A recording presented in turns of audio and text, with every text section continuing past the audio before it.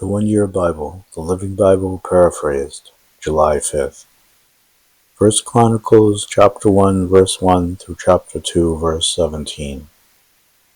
These are the earliest generations of mankind: Adam, Seth, Enosh, Kenan, Mahalalel, Jared, Enoch, Methuselah,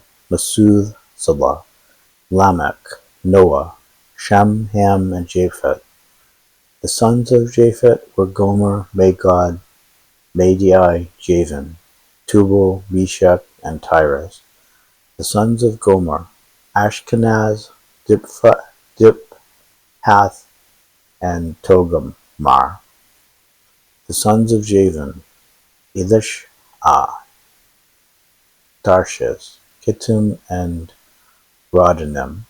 The sons of Ham: Cush, Mizraim, Canaan, and Put. The sons of Cush were Seba, Havilah, Sabta, Raamah, and Sabteka. The sons of Raamah were Sheba and Dedan. Another of the sons of Cush was Nimrod, who became a great hero. The clans named after the sons of Mizraim were the Ludim, the Anamim, the Lehabim, the Naphtuhim, the Pathrushim, the Caphtorim, and the Casluhim, the ancestors of the Philistines. Among Canaan's sons were Sidon, his firstborn, and Heth. Canaan was also the ancestor of the Jebusites, Amorites, Girgashites, Hivites, Arkites, Sinites, Arvadites, Zemarites, and Hamathites. The sons of Shem: Elam, Asher, Arpachshad, Lud, Aram, Uz, Hul, Gether, and Meshach. Arpachshad's son was Shelah, and Shelah's son was Eber. Eber had two sons, Peleg, which means divided, for it was during his lifetime that the people of the earth were divided into different language groups, and Joktan. The sons of Joktan: Almodad, Shelah, Hazarmaveth, Jerah, Hadoram, Azal, Diklah, Ebal, Ab, Imael, Sheba, Ophir, Havilah, and Jobab. So the son of Shem was Arpachshad, the son of Arpachshad was Shelah, the son of Shelah was Eber, the son of Eber was Peleg, the son of Peleg was Reuel, the son of Reuel was Shirug, the son of Shirug was Nahor, the son of Nahor was Terah, the son of Terah was Abram, later known as Abraham. Abraham's sons were Isaac and Ishmael. The sons of Ishmael: Nebaioth, the oldest, Kedar, Adbeel, Mibsam, Mishma, Duma, Massa, Hadad, Tema, Jeter, Naphthish, Kedemah. Abraham also had sons by his concubine Keturah: Zimram, Jokshan, Medan, Midian, Ishbak, and Shua. Jokshan's sons were Sheba and Dedan. The sons of Midian: Ephor, Hanak, Bida, and Elda. These were the descendants of Abraham by his concubine Keturah. Abraham's son Isaac had two sons, Esau and Israel. The sons of Esau: Eliphaz, Reuel, Jeush, Jalam, and Korah. The sons of Eliphaz: Tema, Omar, Zephi, Gatam, Kenaz, Timnah, and Amalek. The sons of Reuel: Nahath, Zerah, Shammah, and Mizah. The sons of Esau also included Lotan, Shobal, Zibeon, Anna, Dishon, Ezer, and Dishan. And Esau's daughter was named Timnah. Lotan's sons: Hori and Homam. The sons of Shobal: Al-Ayan, Manetheth, Hath, Ebel, Chephri, and Onam. Zibeon's sons were Aiah and Anna. Anna's sons was Dishon. The sons of Dishon, Hamran, Eshban, Ithran, and Churan. The sons of Ezer, Bilhan, Zaavan, and Jaakan. Dishan's sons were Uz and Aran. Here is a list of the names of the kings of Edom who reigned before the kingdom of Israel began. Bela, the son of Beor, who lived in the city of Dibhaba. When Bela died, Jobab, the son of Zerah from Basra, became new king. When Jobab died, Husham from the country of the Temanites became the king. When Husham died, Hadad, the son of Bedad, the one who destroyed the army of Midian in the fields of Moab, became king and ruled from the city of Avith. When Hadad died, Shamlah from the city of Masrekah came to the throne. When Shamlah died, Shual from the river town of Rehoboth became the new king. When Shual died, Baal-Hanan, son of Akbor, became king. When Baal-Hanan died, Hadad became king and ruled from the city of Ai. His wife was Mehetabel, the daughter of Matrid, the granddaughter of Mezahab.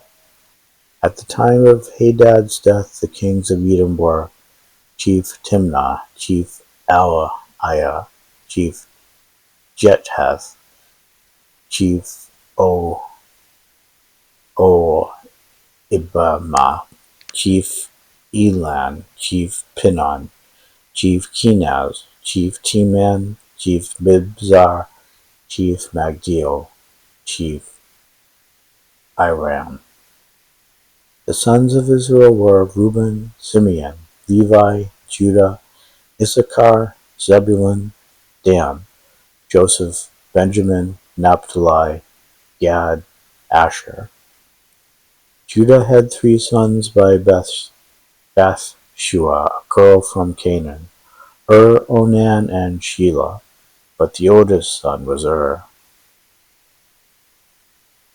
But the oldest son, was so wicked that the Lord killed him.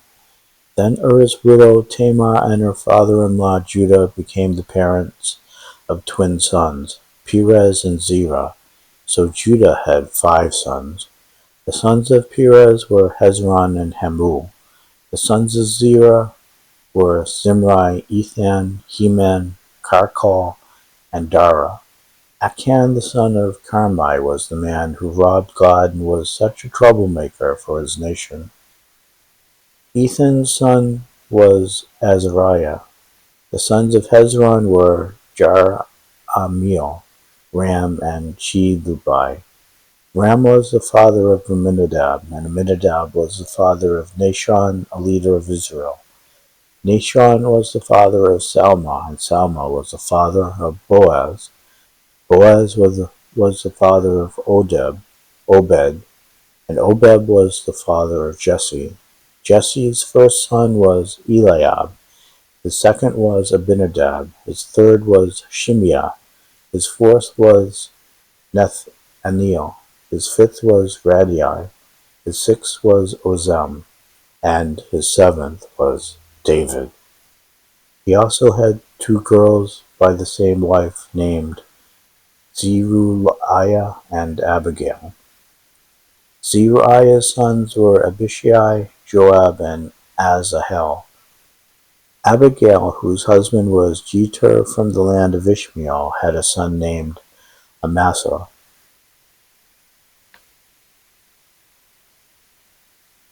Acts chapter 23, verses 11 through 35. That night the Lord stood beside Paul and said, "Don't worry, Paul. Just as you have told the people about me here in Jerusalem, so you must also in Rome." The next morning some 40 or more of the Jews got together and bound themselves by a curse, neither to eat nor drink until they had killed Paul. Then they went to the chief priests and elders and told them what they had done. Ask the commander to bring Paul back to the council again, they requested. Pretend you want to ask a few more questions. We will kill him on the way. But Paul's nephew got wind of their plan and came to the armory and told Paul. Paul called one of the officers and said, "Take this boy to the commander. He has something important to tell him." So the officer did, explaining, "Paul, the prisoner, called me over and asked me to bring you this young man to tell you something." The commander took the boy by the hand and leading him aside asked, "What is it you want to tell me, lad?" "Tomorrow," he told him, "the Jews are going to ask you to bring Paul before the council again, for pretending they want to get some more information, but don't do it. They are more than 40 men, hiding along the road ready to jump him and kill him. They have bound themselves under a curse to neither eat nor drink till he is dead. They are out there now expecting you to agree to their request." "Don't let a soul know you told me this," the commander warned the boy as he left. Then the commander called two of his officers and ordered, "Get 200 soldiers ready to leave for Caesarea at 9 o'clock tonight. Take 200 spearmen and 70 mounted cavalry. Give Paul a horse to ride and get him safely to Governor Felix." Then he wrote this letter to the governor. From Claudius Lysias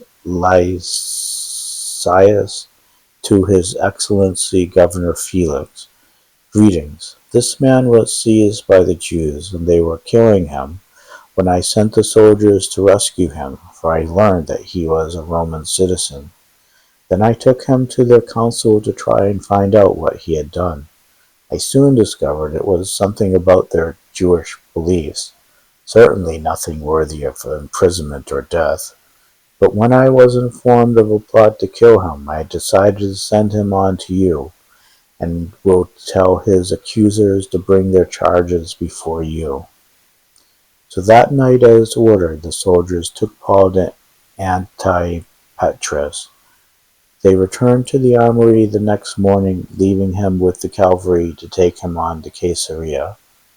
When they arrived in Caesarea, they presented Paul and the letter to the governor. He read it and then asked Paul where he was from.